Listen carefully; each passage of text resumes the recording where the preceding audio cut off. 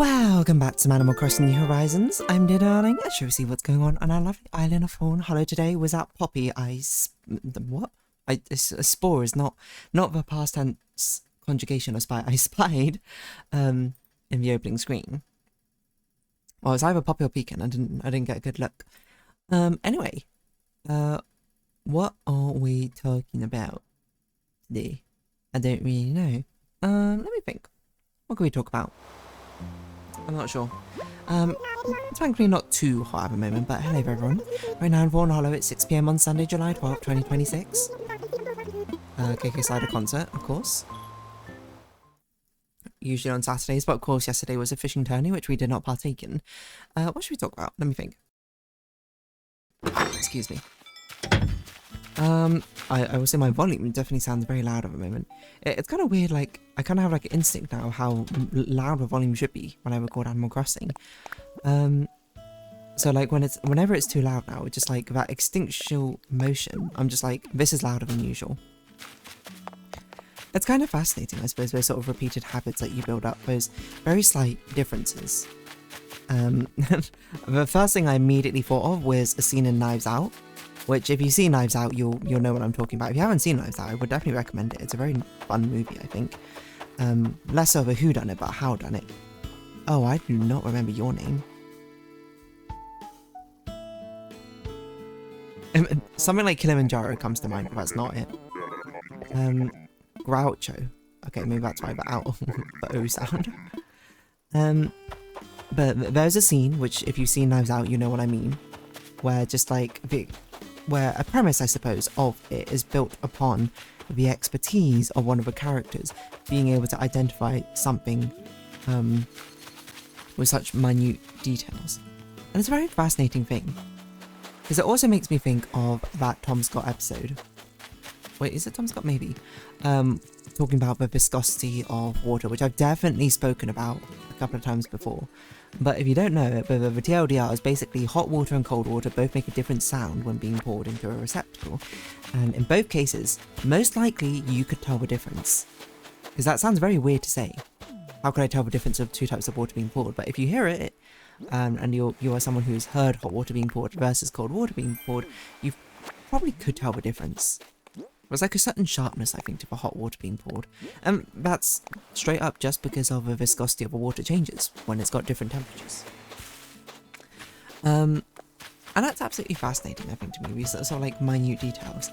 These sort of things that you get a second nature for, where you've done something so many times over and over and over and over and over again, and you can just, at a split second, just identify something's different. Something's wrong about this. And in saying so, I'm trying to think of like other situations which I could say like, yes, this is something where I'm like, I can tell something is wrong. Or something, not something is wrong necessarily, but something is different from the usual, you know? I mean, a volume, I suppose, is one thing, which I didn't realise until just now. Where I'm just like, yeah, but I trained in my mind, basically, what the volume should be. I know what it is like on like a Windows level. I always put the volume to 30. I think it must be on, like, I don't even watch my videos very often, but I think it is pretty quiet, to be honest, compared to usual. I know it sounds louder in my headphones than it does in my videos, but that's, you know, muted, you know, a little bit, like it's a bit of a dampened volume, etc, etc. I'm trying to think of what other things it would be. This actually does remind me of something we did at like a meetup with my friend circle once, is we had like a blind tasting of Coca-Cola. Well, actually, there's a few things, because one of my friends drinks a lot of Coca-Cola. And he can very much, at least say, and apparently a lot of people can taste the difference between Coca-Cola and Pepsi. Supposedly Pepsi is sweeter or something on the initial taste. Right, because there was always that thing where, you know, both companies are just like, oh, you know, in a blind taste test, both our applicants preferred our product, and it's something like Pepsi tastes better on the first sip or something, but Coca-Cola tastes better if you have more than like 3 sips or something, like a continuous drinking or something. I don't know. I have no horse in the race. Both pretty much taste the same to me. I've never really drunk them both back to back, so I've never really thought about if I could taste a difference. But I remember that we did a sort of blind taste test on Coca-Cola versus, I think it was called Cosmic Coca-Cola or something, which is I don't even remember what cosmic Coca-Cola is. But I know we've definitely tested him before on like Coca-Cola and like Cherry Coke or something like that. But it's actually, you know, calling out my friend here, I suppose. There's one time in Nando's. Oh, where's Piper? We were, Piper, oh, who's that guy at the back? I know your name. It's not Mallard, it's not Drake, I don't think. It's something like Mallard, but it's not. It's some very Poindexter name. Weber. Sorry, what was I saying? Yeah, there was a time in Nando's, which if you don't know, Nando's is basically like a fast food sort of chain in, fast food sit-down restaurant chain in the UK, which serves peri-peri chicken. Which is like a Portuguese question mark flavour of chicken. And what was I going to say about it? I just can't remember what I was going to say about it. Oh yeah, you can have like refillable or bottomless soft drinks, soda drinks. And we tested him once, or like I wasn't a part of it, but like other people tested him with seeing if he could identify either Coke versus Cherry Coke or something like that. No, Coke versus Diet Coke. Because apparently he can tell the difference, and I think that he has very consistently been able to be honest. But yeah, it's fascinating. Just those minute differences that you just have something over and over and over and over and over again, and you're like, well, yep, I can absolutely, the minutest detail I can identify. You know? There's something very wild, very crazy about that to even think about. You know? That's even possible, right? I wonder what is the thing I do every single day which I could tell the difference of. Just like that. I mean, there's a thing where I'm like, I feel like I can navigate my daily morning, like blindfolded, kind of. Because a lot of the times, I have very bad eyesight, so I wear glasses most of the time. But, you know, without glasses, things are very blurry, and I get kind of used to, you know, being able to do things without my glasses. Like, obviously I wouldn't do anything crazy like drive or, like, try and read a book without my glasses or something. But, like, I mean, getting dressed, I could, you know, probably do it with my eyes closed. Identify a lot of my clothes by touch, by feel, based off of fabric, the shape, etc., etc. I think, actually, this is another very minute one. About filling up my water bottle. I've had this water bottle. To be fair, I've had a 1 litre water bottle for a while. Before this one, it was like a Nalgene one I have. But now this is a Hydro Flask one. Which is basically just a flask. But I always fill this bottle up from the tap. With tap water every day. And sometimes, you know, I'll do it at like a nighttime or in the early morning. And I feel like I could do that pretty well with my eyes closed, you know. I've just got the sound in my head of a pitch rising. And once it reaches a specific point, I'm like, I know this is full, or basically near enough full that I should turn off the tap. Now that's also kind of interesting. And also not a bad thing, I think, you know. To be able to fill up water, I suppose. It just kind of means that I'm, you know, someone who drinks a lot of water, right? Anyway. It's just, I don't know, is there a word for this? Word for when you are so experienced in something you can tell the most minute differences.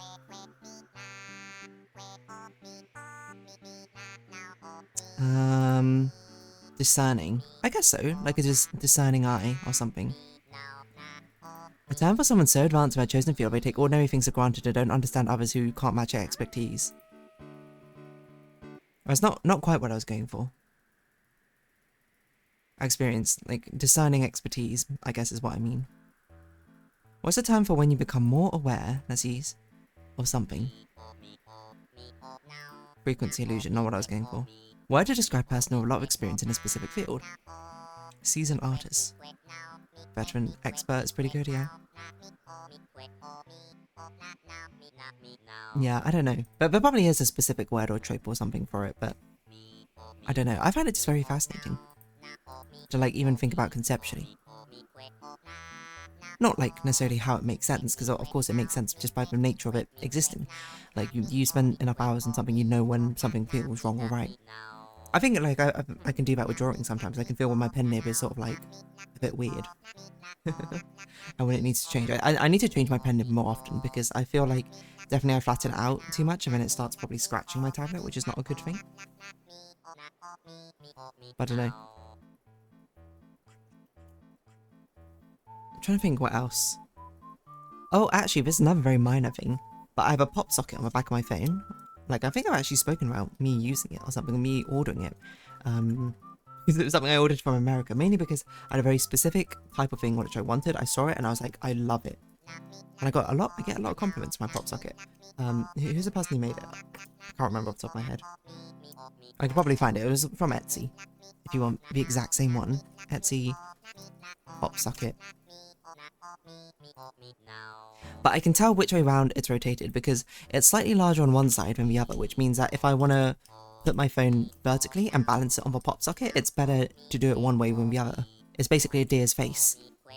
So it's better to balance it on the deer's nozzle than the deer's ears, which means that I can kind of basically tell by feel alone exactly which side is the deer's face and which side is the deer's ears, and thus rotate it into the correct position to actually use it. Is that a useful skill?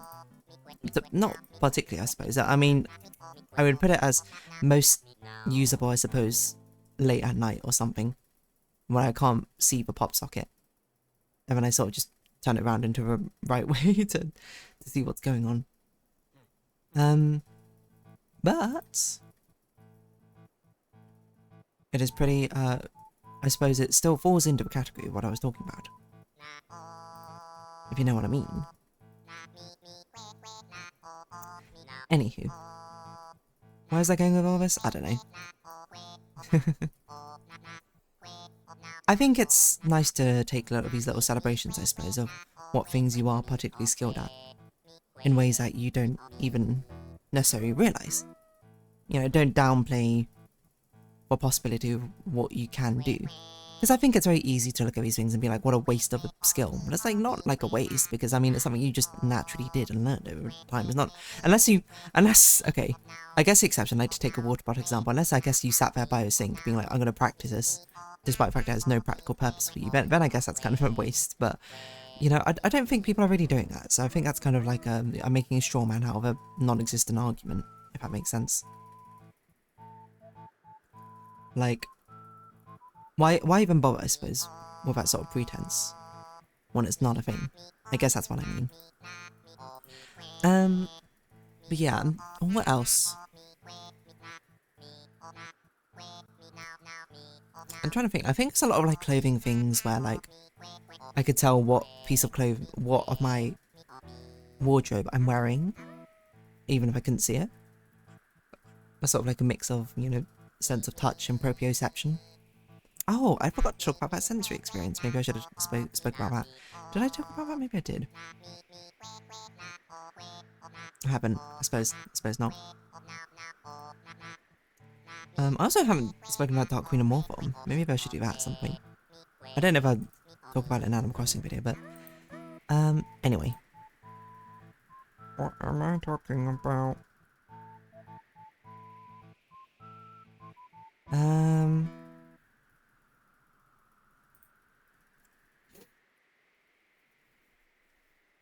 Yeah. I wonder what other things I could just like identify just like that. I would say maybe it does tie into a sensory experience, which I'll expand upon in a future time. But there's a lot of things where we had to do things just with one sense, like we had to try and taste something, without being able to see it, which I was okay at, but not that good. We had to identify smells, or just smell alone without being able to see or taste it. I was really bad at that. By feel, we didn't actually. There's nothing you had to identify by feel, so it wasn't really playing on that. And by sound, there wasn't anything which you had to do that, which is a bit of a shame, I would say, for that sort of thing, because I think, yeah, there are fun things you can do with that.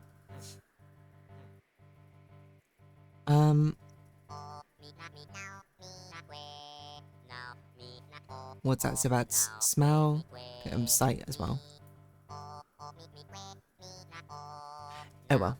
Nonetheless, I will talk about that another time, when it gets its own dedicated episode.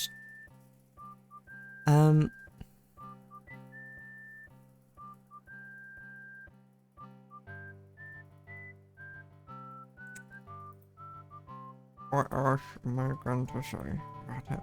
I'm not sure. I wonder if I could tell from Fawnhallow which of my Joy-Cons I'm using. Probably not, I don't think. I could tell by how it moves in Animal Crossing, I suppose, if you hit the colour. By how much Joy-Con drift there is, maybe there's subtle differences in that. I don't know if I could do that by feel. But there's just like certain sensations which are just so ingrained into your psyche, your subconscious, when you do so, right? Or noises you expect, like when a slightest thing changes, you're just like, a flag, something happened, right? I guess that's what I kind of mean. I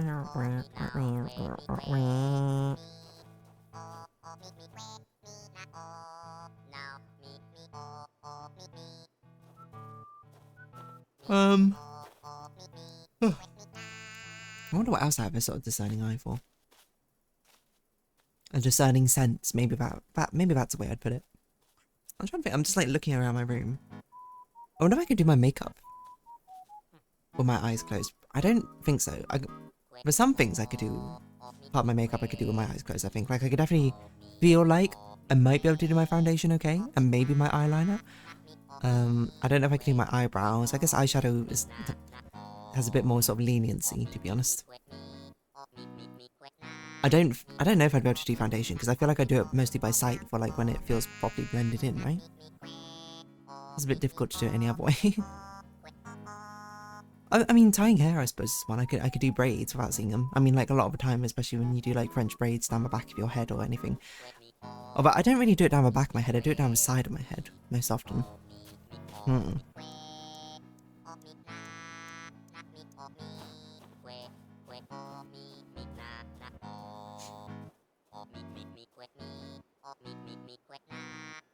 Oh yeah, wait, why is my mouse still plugged in? My mouse is definitely 100% battery now. Maybe I'm trying to think. Because I've seen people do like Genshin Impact, you know, like these sort of games completely blind, right? A lot of it is memorization, of course, but still. Nonetheless very impressive, I think. Beating any game blindfolded just through memorization of inputs, especially any game with like randomness, and that's just kind of crazy. But there's all sort of like alignments and stuff which you have to figure out and do. Anyway, maybe on that note it's a good place to round off here. I have no more discerning eye, but maybe I can do this with my eyes closed at the outro. So, if you have been watching, thank you very much. I mean, most of it's speaking, so of course I can, but if you have been watching, thank you very much. It's been Animal Crossing New Horizons. I've been Darling. Likes, comments, subscription, shares, greatly appreciated. Socials, Discord down below. Hope to see each other again, but for now, it's our farewell. So until next time, bye-bye for now. I do recognise the emote at least, so there's something there. Alright.